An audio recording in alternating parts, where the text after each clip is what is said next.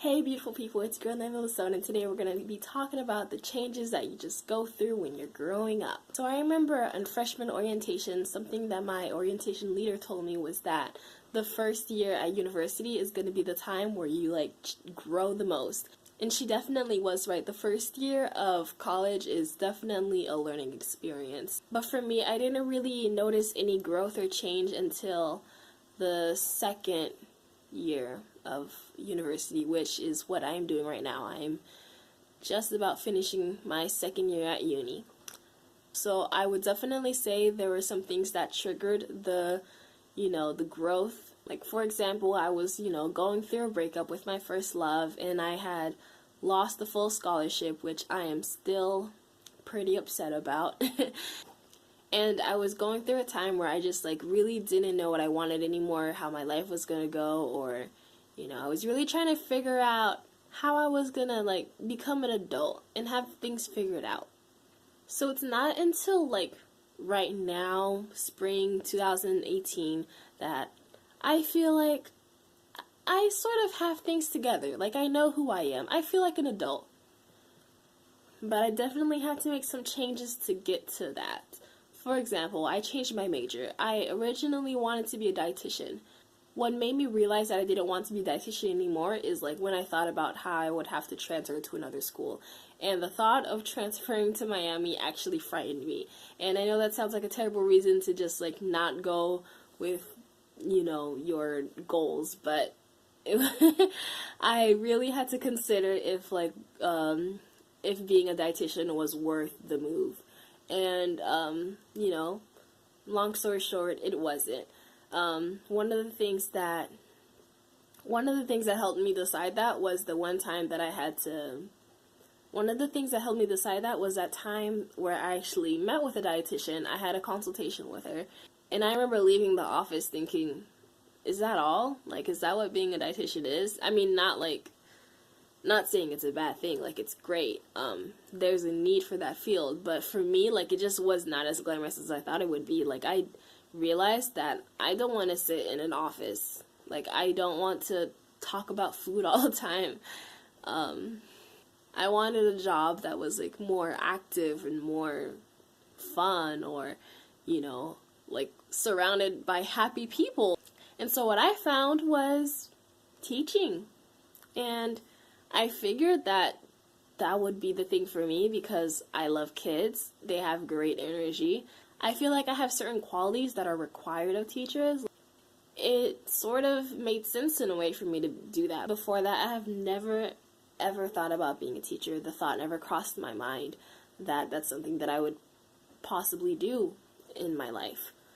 But fall 2017, I started taking some courses, and I realized that teaching is not at all what I thought it was. It's a lot more complicated than just, being in a classroom with students and, having fun. But I still feel like it's something that I could do and be happy doing it.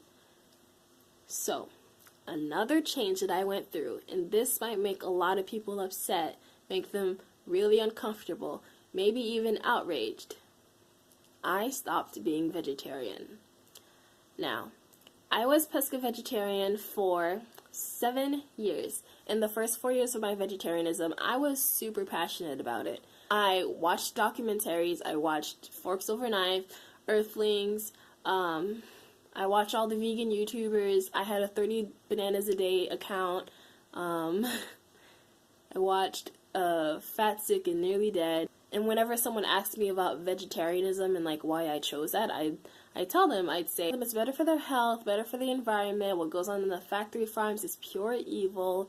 And I'd give them the statistics for the world hunger, and say that the grains that go into feeding the livestock in factory farms could easily cure world hunger, that kind of thing. So I was very well informed about the whole vegetarian thing, and I was passionate about it. But my last 3 years of this lifestyle, I noticed I started caring less and less. Whenever people would ask me how I stayed vegetarian so long, I'd be like, I'm used to it. I just look at meat and it doesn't register to my mind as food, and it's just easy as that. And me noticing that I wasn't as passionate as I was when I started, I just, ask myself some questions. Do I really think that the world is going to be destroyed because people are eating meat? Not necessarily. Is veganism the only healthy diet? Not at all. And I was asking myself questions about the future, like, are my kids going to be vegetarian or vegan? Probably not. Like, I don't think that kind of limit is necessary for a child. And I started thinking about my future husband. Like, is he going to be pescatarian like me? Probably not. So that probably means that I'm going to end up cooking meat for him. And, I gotta taste the meat because you can't just cook something and not know what it tastes like. So with all that, I concluded that eventually I'm going to start eating meat again. But that time came sooner than I thought. And it's all because of that one story that like every ex-vegetarian seems to have. You guessed it. It was that one drunken night. I won't tell you about the drunken night, but I'll tell you about the morning after. So I woke up that morning and I was still drunk. And I knew exactly what I wanted at the moment. I told myself, I'm going to go to the dining hall and I'm going to eat meat.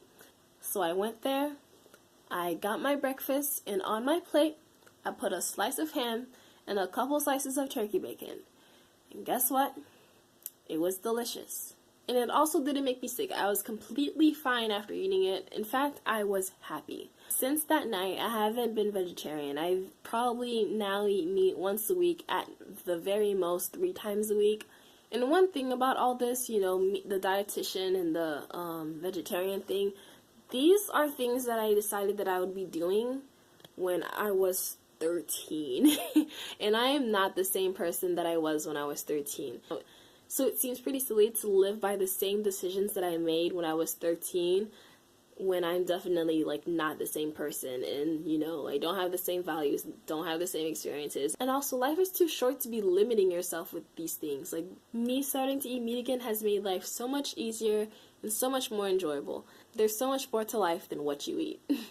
Something else that has changed me and helped me grow into who I am is minimalism. So when I started decluttering my wardrobe, for one, I had 80 pounds of clothes that I was not wearing. 80 pounds of clothes. Also, I had this bookshelf that was filled with a bunch of books that I didn't read and a bunch of random knickknacks that had no purpose at all whatsoever. And in my closet, I had shoes that were broken and I haven't worn them in years. Pre-minimalism, my room was also always messy, and when I did clean it, it still looked super cluttered because I had that bookshelf filled with a million things and my dresser with a bunch of lady products. And the thing is, I don't really use like body products like that at all.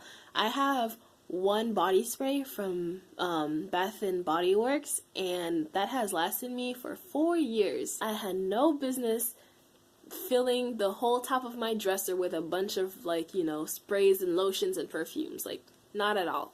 But now I don't have excess of anything. I feel that everything is balanced and I have everything that I need. And if you look at my dorm room tour, you might think that I'm not minimalist enough, but really everything I have serves me and allows me to be the person that I want to be. I am a person with hobbies and interests, so I do have my items that allow me to fulfill those. Well, I enjoy makeup, so I have a well-rounded collection. It's not your typical minimalist collection. I have, more than 3 palettes, and I have a bunch of glitters, even though I don't wear glitter every day, but, I still enjoy having them. They make things fun.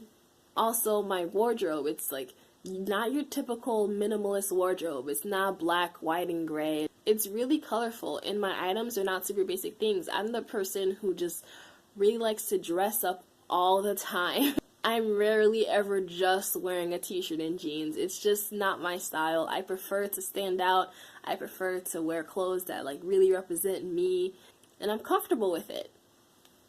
I also really enjoy art, so I have my art supplies and my wall decor. And I do like to dance, so I have my dance supplies too. Minimalism doesn't mean that everything has to fit in my backpack. Yeah, I'm not a nomad. It's not for me. This is how I choose to live my life, and I'm comfortable and I don't have excess. It's really perfect. Also, with minimalism, it's so much easier to keep my room clean. I love that part about it.